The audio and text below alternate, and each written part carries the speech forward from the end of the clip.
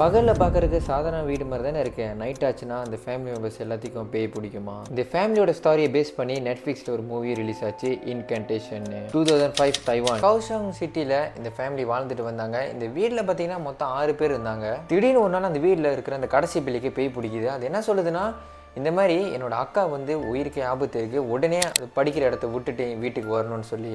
ஏன்னா எங்கள் அக்கா வந்து அப்ராடில் தங்கி படிச்சுட்டு இருந்தாங்க. அந்த கடைசி பேர் என்ன சொல்லுதுன்னா, சன்டைஸுன்னு சொல்லப்படுற இந்த கடவுள் தான் இப்போ என் உடம்புக்குள்ளே இருக்கேன். ஸோ நான் சொல்கிறத எல்லாமே நீங்கள் கேட்டு ஆகணும்னு அந்த ஃபேமிலியை கண்ட்ரோல் பண்ண ஆரம்பிச்சிச்சு. அதுக்கப்புறம் இந்த நேபர் என்ன சொல்ல ஆரம்பித்தாங்கன்னா, இந்த மாதிரி அந்த வீடு நைட் ஆச்சுனாலுமே ஏதாச்சும் ஒன்று கத்திக்கிட்டு தான் இருப்பாங்களா. இன்னொன்று அந்த வீடு ஃபுல்லாகவே இருட்டாக தான் இருக்கும். சொல்கிறது கொஞ்சம் டிஸ்கஸ்டிங் இருந்தாலுமே அந்த ஃபேமிலி மெம்பர்ஸ்லாம் என்ன பண்ண ஆரம்பித்தாங்கன்னா, அவங்களோட ஓன் பூப் அண்ட் யூரின் சாப்பிட ஆரம்பித்தாங்க. அந்த வீட்லேருந்து நிறைய ஸ்மெல்ல வெளியாக ஆரம்பிச்சிருக்கு. ஸோ சரியான வாடகை இருந்தனால நேபர் போய் கம்ப்ளைண்ட் பண்ணும்போது போலீஸ் வந்து அந்த வீடை செக் பண்ணி பார்க்கும்போது என்ன தெரிஞ்சிச்சுன்னா, அந்த எல்டர் சிஸ்டர் இறந்து கிடந்திருந்தாங்க அவங்க பெட்டில்.